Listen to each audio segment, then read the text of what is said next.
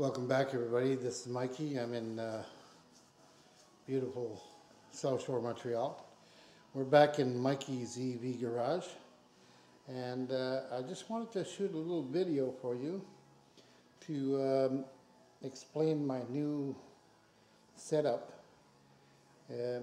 This is what I call this is a Twin 50 AC50 setup. I call it the Mikey AC5050. Don't ask me why, I thought that was clever. Anyways, what you can see here is two AC50 motors that have been coupled together onto a transmission. For you Portrophile guys, you'll notice that the transmission has no bell housing. And that's because I've taken it off to save roughly about 3 or 4 inches of bell housing and push this motor back towards the front of the car. The front of the car would be that way. Now, the other thing you'll notice is that the end bell is now, and we'll come in to see the end bell. The end bell over here is now part of the motor transmission adapter plate, and the actual input shaft of the transmission fits into the rotor of the motor. That way I've compressed everything. Not only have I saved, have I gone from the standard plate, which would have brought the motor there. You can see there's already another 2 or 3 inches, a couple inches there. Not only have I saved this piece, but I've eliminated the adapter plate that normally we have to make, which is something like this, and that usually sits on top of this part here, or actually that's reversed. So now you can see I'm almost at 5 or 6 inches. I don't know if you can see that. We'll do a little pan left. Yeah, I guess you guys did see that. Anyways, I'll show it to you again. You can see that I've taken almost 6 inches off the length of the motor. But wait, it doesn't stop there.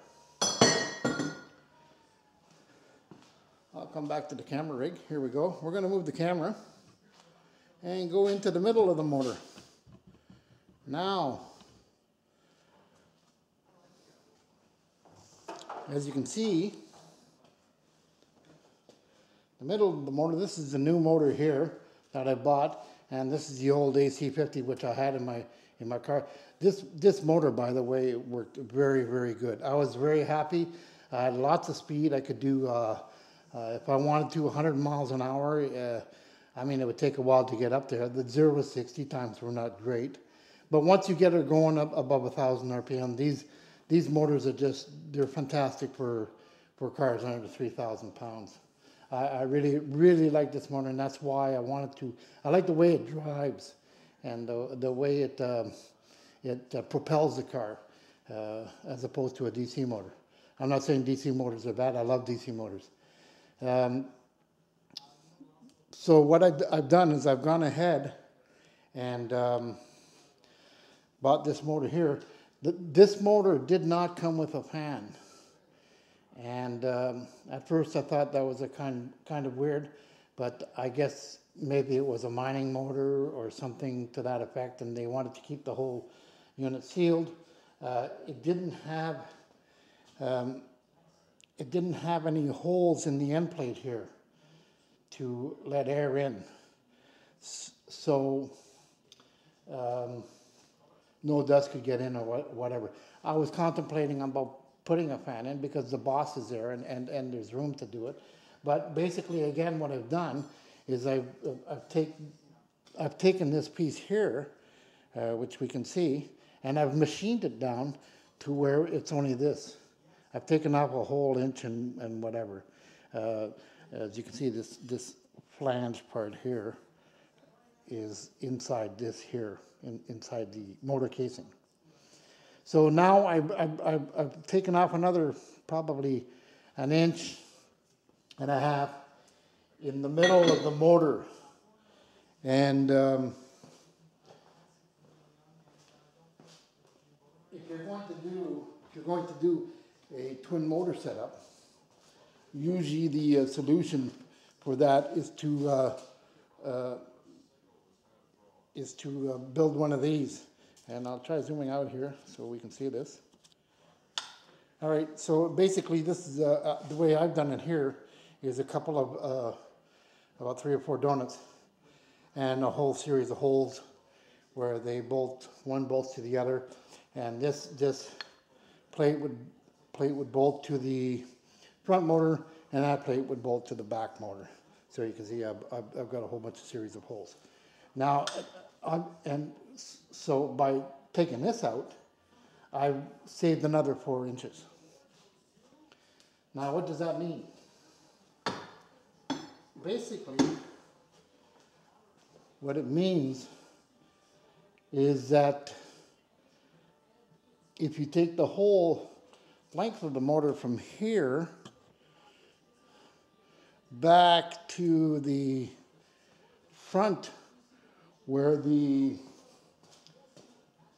motor mount would be, or the front transmission support, what we've done is we've shortened everything so that everything goes towards the front of the car.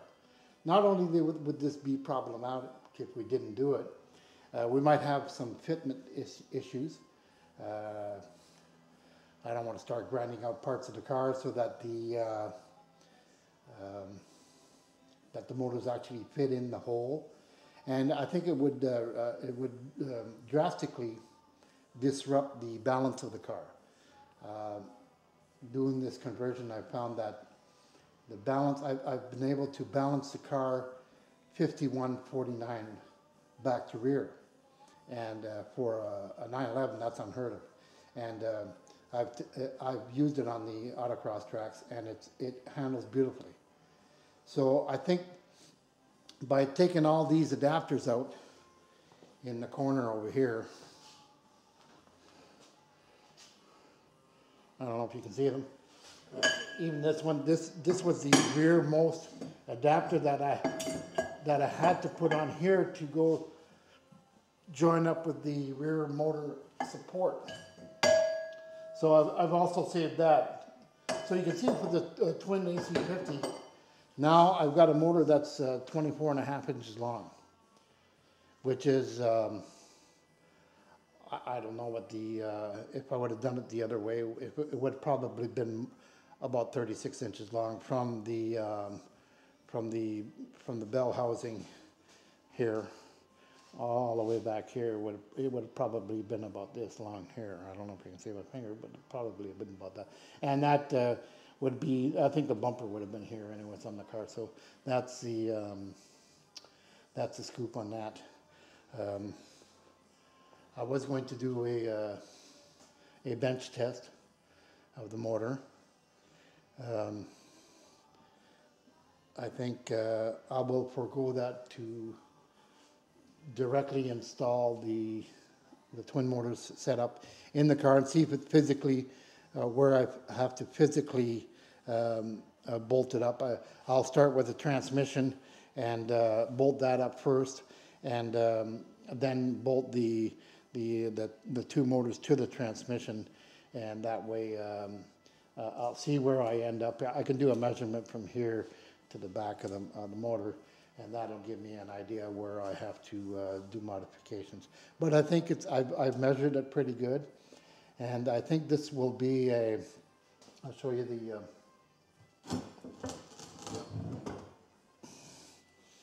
this is my motor support. I don't know if you can see it. Yeah, you can see it. This is, I'll zoom out here. This is the motor support, which sort of simulates the rear Porsche engine mount bracket, and it bolts up to two rubber mounts. You can see here where this would bolt to the end of the AC50, and so I've measured it, and it's within a half an inch now. So it's basically what I'll do is I'll fabricate the rear transmission support with a plate, and I'll be able to adjust it to the car. Well, that's about it. I will keep you posted. This should be in within a couple of days. I don't have the second controller right now, so what I'll do is I'll run the motors one by one, see if they spin up individually. If you only have one motor running, it's no problem. The other one is at basically free wheels at idle, or free wheels with the other motor, so there's no counter opposing forces or different oscillation frequencies and whatever you want to call it that happens. So for now it should be good. We'll see what happens when I get the second controller in, but this is nothing new. People have been running twin AC motors like this. They've been done. Actually, HP EV has done. Is working on an AC35 Siamese motor, and they will be controlling it using CAN bus in between the two controllers. But they have used the standard throttle pedal input to control both motors. And with the programmers, you can fine-tune that somewhat so that you have something that runs pretty good. I'm going to go the second route because I don't know, I don't know what I'm doing with the CAN bus thing. So I'll try the first, the throttle input and the common inputs on the motors for regen or whatever to drive these two motors and see what happens. If I run into problems, then it would be just a matter of following the protocol that HP EV sets up with their AC35, which I'm sure will be readily available when they come out with their twin motor setup. So from Il Goyer, and that's pretty much it. I'll keep you posted now, and once the motor's back in, I'll give you another video, and we'll see her spin up. All right, so take care. Bye.